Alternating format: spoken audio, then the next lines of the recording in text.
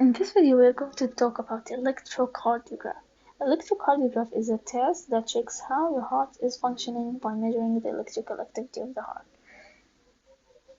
But with each heartbeat, an electrical impulse travels through your heart and will make waves. These waves will cause muscle to squeeze and pump blood from the heart to the rest of the body or to the lungs.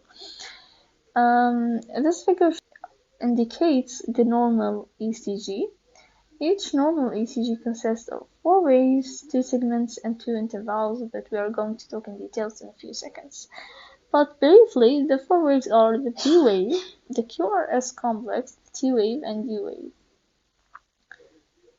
The B wave, the Qrs complex, and the T wave. There's also a U wave, but it is more prominent in patients with hypokalemia. The segments are the PR segment and ST segment. Why we don't say it's a PQ segment rather than PR segment? Because the Q is sometimes absent in some people. So that's why we call it PR segment. Intervals are PR interval and QT interval. Let's talk in details about each part of the ECG. Let's start with the P wave. B wave is an atrial, considered as an atrial depolarization. It is always upright direction. The first half is the depolarization that occurs in the right atrium, and the second half at the left atrium. The Qrs complex is considered as ventricular depolarization. The R always should be up and positive. It occurs in less than 100 milliseconds.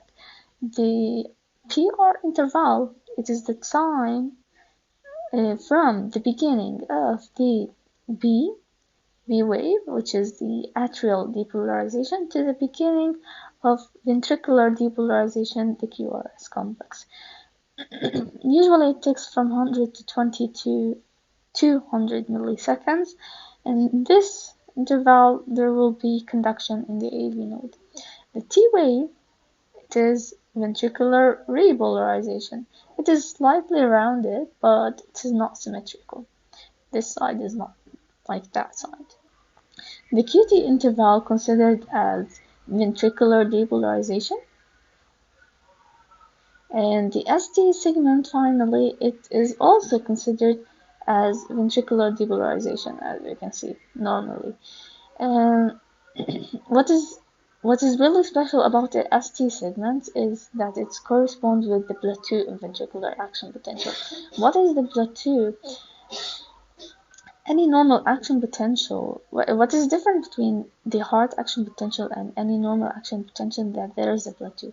A plateau, it is considered as isoelectric. That means that the net electrical forces at this point equals 0. So at the ST segment, it is isoelectric, means that the net force of electrical forces equals 0. And that's all about the electrocardiograph model.